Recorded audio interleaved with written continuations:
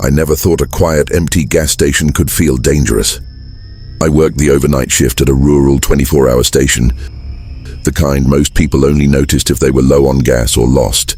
It had been just under 2 months since I started, and I was still adjusting to the long, lonely nights, the hum of the lights, the soft, endless tick of silence that seemed to wrap around the place like a living thing. I liked the predictability of it, at least I used to. It started on a Thursday night around 1 a.m. The air outside was wet and heavy, the fog thick enough to blur the edges of the lot. The neon lights of the station buzzed faintly, casting sharp, unnatural shadows across the pumps. I was about to microwave a cinnamon roll I didn't even want when the door chime rang. A man walked in, mid-40s, maybe older, wearing a green coat, messy hair, and dry, cracked lips. He didn't go for coffee or chips like most people. He stood near the counter, staring at me with an intensity I couldn't place, like recognition, familiarity, curiosity, but not quite friendly. "Hi," I said, forcing a smile. He looked at me and asked, "You always work this late?" The words were casual, almost polite, but the tone, the way he watched me, made my stomach turn. I nodded, muttering yes mostly. Then he said, "I figured. I've passed through a few times. Noticed it's always you." I froze. My name hadn't been anywhere visible, not on a name tag, not on the register. I wanted to ask how he knew, but he continued, smiling faintly. "I noticed your handwriting on the whiteboard. Cinnamon coffee is back. Most people dot their I's like circles. You use little slashes. Thoughtful." My skin crawled. There was no way to dismiss this. He hadn't bought anything, hadn't moved, just studied me. Finally, he nodded. "I'm Paul. Just curious." And left, vanishing into the fog outside. I tried to push it from my mind, telling myself it was a coincidence, a single strange encounter. But he started coming back. Not every night, not predictably, but often enough that I couldn't ignore it. Sometimes he entered the station, sometimes he just sat in his car at the edge of the lot, headlights off, blending into the darkness. Other nights he waited, watching, observing. One night, a co-worker named Max came in around 2:30 a.m. with a friend, Ben. They were high on magic mushrooms and laughing when they mentioned a car parked in the lot for hours, lights off, someone inside. They'd tried talking to the man, who claimed he was waiting for a DoorDash order, even though none had come in for hours. The car had blankets in the back, enough to hide a person. That night, I realized the danger I'd been blind to. If Max and Ben hadn't been there, if I had been alone, I could have been trapped. The next night, the car returned. 4 men entered the station, filling up coffee, talking casually. But I could feel the tension radiating from them as they mentioned the vehicle parked far from the pumps, completely out of sight. My pulse quickened. They described the same man I'd seen before, watching, acting agitated, checking his phone, his eyes constantly darting, calculating. One of them said they saw a second car follow him, another brand new vehicle with no plates. The thought of multiple strangers circling the lot in the dead of night made my blood run cold. I stayed vigilant for the rest of my shift, every shadow making me jump, every movement outside making my heart hammer. The following weeks became a nightmare of paranoia. I changed my routines, kept the door locked, kept a knife near, triple-checked every corner of the station before stepping outside. Even when nothing happened, I could feel him or them out there waiting. He had the patience to linger for hours, to blend into the darkness, to watch without making a move, letting fear grow slowly, insidiously. Every chime of the door, every movement in the lot, triggered the same gut-deep terror.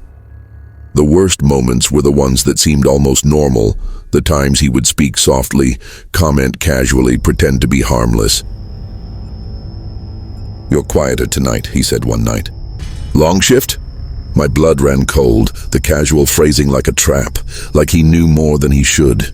I tried to keep my composure, to show no fear, but I felt it anyway, every nerve on edge. I started recording details, noticing patterns. The nights he came were never consistent. Sometimes it was around 1 a.m., sometimes 3 a.m., but always when I was alone.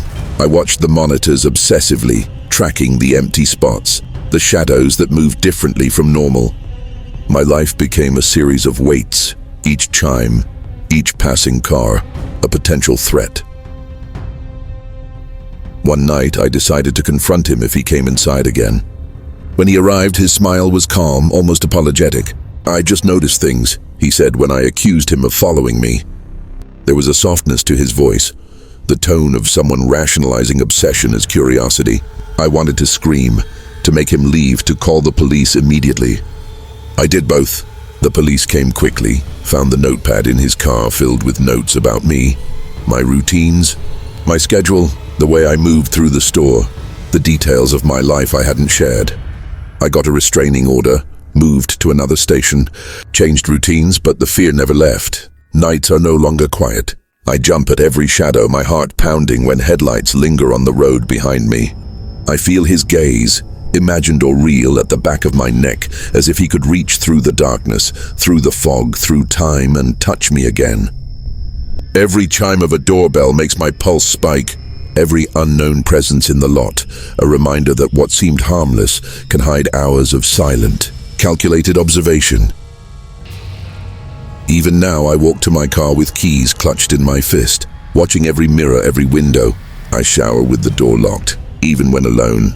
I've learned the terror of patient observation, the horror of someone who waits in plain sight, unseen, unaccounted for, always just a step behind, learning, calculating, and waiting for the perfect moment. And the most terrifying part is that I know he isn't gone. He's out there in the shadows waiting. Like he has all along, and I can never truly relax, because the moment I do, he could be there again. I'd worked the night shift at the small, family-owned motel for almost a year. It was the kind of place travelers stopped at when there was nothing else for miles. A quiet stretch of highway, 2 floors, maybe 25 rooms, and the occasional wandering trucker. I liked the solitude. Nights were calm. The hum of the air conditioner, the distant creak of the old floors settling, and the occasional bell at the front desk were my only companions. But that night in fall, that night changed everything. I arrived at 10 p.m., walking through the dim parking lot. The asphalt was cold and damp from an early evening drizzle. The sign flickered faintly, the neon buzzing, giving the lobby a tired, almost sickly glow. The night was silent except for the occasional call of an owl. Inside, the lobby smelled faintly of old coffee, cleaning solution, and air conditioning duct dust. I set my bag down behind the desk, switched on the monitor, and ran through the overnight tasks. No guests had checked in after midnight, which was normal. Sometimes the evenings were dead, leaving me with the glow of the computer screen and the tick of the analog clock. I sank into the worn office chair, leaned back, and let my mind wander. I was calm, and that's when it started. The bell above the front door rang sharply, a sound so clear, so precise, it startled me in the silence. I froze, staring at the empty lobby. My first thought was a guest arriving late. I got up, flipped the monitor to the lobby camera, and nothing. The door was closed. The lot outside was empty. I chalked it up to nerves. Maybe it was just the wind. 15 minutes later, the bell rang again. Louder this time. My stomach dropped. I walked briskly to the front door and swung it open. No one, not a single soul in the parking lot. The wind had picked up, rustling the leaves. I looked left, right, down the road. Empty. I returned to my desk, tried to focus on the monitor. My laptop glowed faintly in the dim office. I told myself I was imagining things. Around 2:15 a.m., I stood behind the counter, brushing crumbs into a tray. The bell rang again, a sharp, deliberate chime. This time I wasn't walking to the door. I waited. A shadow shifted under the counter. My heart stopped. At first I thought it was a reflection. Maybe my eyes were playing tricks. But then a hand emerged, pale, almost translucent, thin fingers curling toward the bell. Slowly, deliberately, it pressed the button. I screamed. My chair toppled. The sound echoed in the empty lobby. My legs felt like lead as I bolted toward the back office. I slammed the door and locked it, breathing so hard it rattled in my chest. The monitor flickered. I could see him, tall, hunched, a dark hoodie pulled over his head. He crawled out from under the desk, moving on hands and knees, then stood slowly, deliberately, as if testing the space. His movements were unnatural, fluid but jerky at the same time, like a predator moving in perfect silence. I dialed 911 with trembling hands. My voice shook as I whispered into the receiver, "Someone's in the building. Under the desk. I don't know how. Please, hurry." While I spoke, the man wandered through the lobby. The dispatcher's voice was calm. "Officers are on the way. Stay where you are. Stay where I am." I wanted to scream. I wanted to throw the phone at him, but he wasn't coming for me, not yet. I backed into a corner. Every instinct told me he was waiting for something, watching, learning. Minutes stretched into eternity. The camera on the parking lot finally showed flashing lights. Police. Relief crashed into me like a wave, but it was short-lived. The man bolted out of the lobby frame like he'd been expecting them. I peeked at the monitors. He was gone. The front door opened. Officers entered, guns drawn, but the lobby was empty. Only my overturned chair and the faint hum of the vending machine remained. They found the rock near the front door, used to prop it open. They searched every inch of the lot, every corner, every shadow. No sign of him. I sat on the floor behind the desk, shaking, unable to speak. The adrenaline didn't fade. My mind replayed the image of that pale hand pressing the bell over and over. The way he moved, like he'd done it before, over and over, waiting, learning. I didn't sleep for days. Every creak in my apartment, every flicker of light, every hum from the refrigerator made me think he was back. The police never found him. Not a trace. No fingerprints, no abandoned car, no footprints. Just that memory of the hand, of those thin fingers pressing the bell like it was the most normal thing in the world. I started sleeping with a baseball bat under my pillow, triple locking my apartment doors and checking every corner of every room before going to bed. I stopped taking late shifts.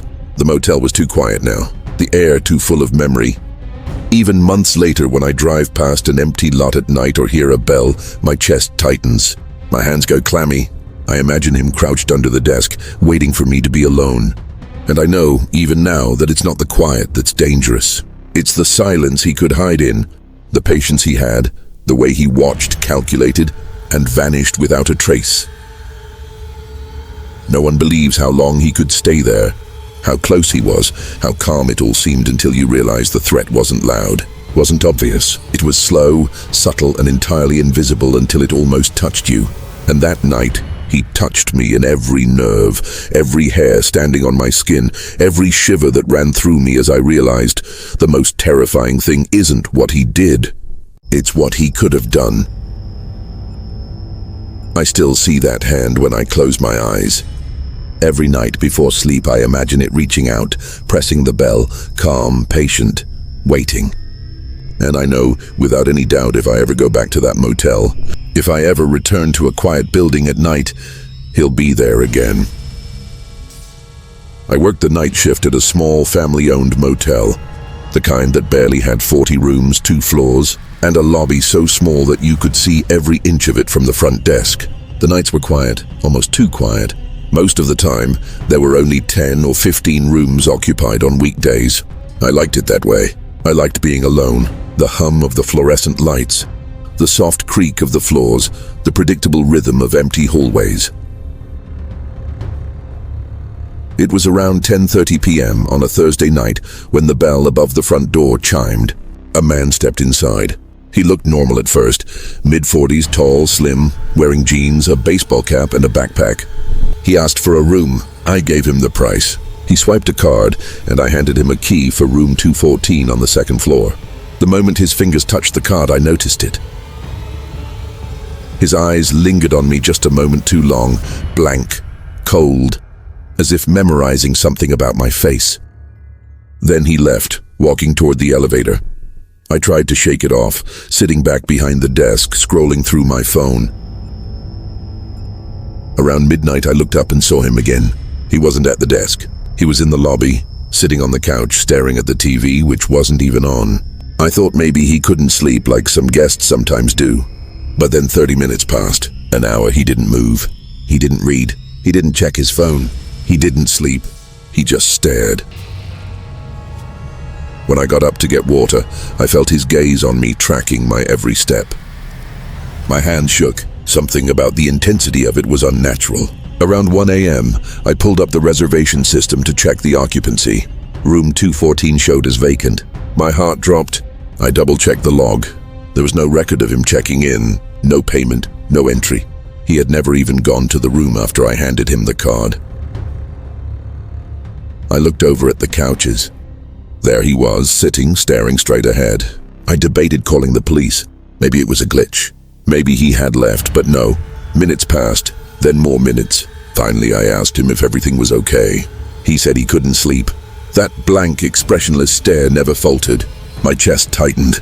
My hands shook as I returned to the desk. By 2 a.m., he had moved again. This time, standing at the end of the hallway near the bathrooms, half hidden in shadow. I kept glancing at him, pretending to work on the computer. He slowly walked back to the lobby, sat down on the couch again as if nothing had happened.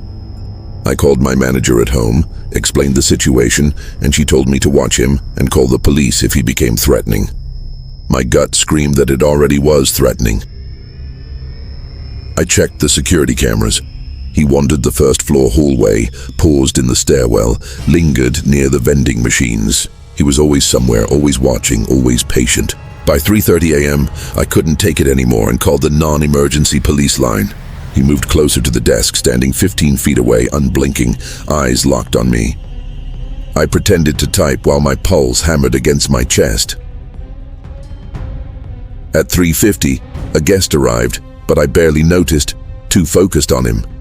He followed the guest with his gaze, silently studying them, then returned to the lounge. That's when I called 911. I explained that a man was wandering the hotel, lingering outside guest rooms, and I didn't know what he intended. The dispatcher said officers were on the way. Finally, around 4:10 a.m., 2 officers arrived. I pointed to him. He was sitting calmly on the couch. They questioned him, checked his ID. He had no reservation, no bags. The credit card he gave me was stolen. He had been pretending to be a guest just to get inside the building. They charged him with trespassing. Even after he was gone, I couldn't relax. I sat behind the desk until my shift ended, every sound setting me on edge. Every creak of the floor, every hum of the heater, every flicker of the lobby lights reminded me of how long he had been there, watching, planning, waiting. The thought that he could have lingered for hours without anyone noticing made my stomach churn. Weeks later, I still replay it in my mind. I see him pacing the hallways, standing in corners, sitting silently, watching every movement. I imagine him in the shadows, waiting for the right moment. I check locks obsessively, double-check cameras, and every unknown sound makes my heart skip. Even now, I can't walk past a quiet hallway or sit in a dark lobby without imagining him there. The fear isn't just memory, it's anticipation.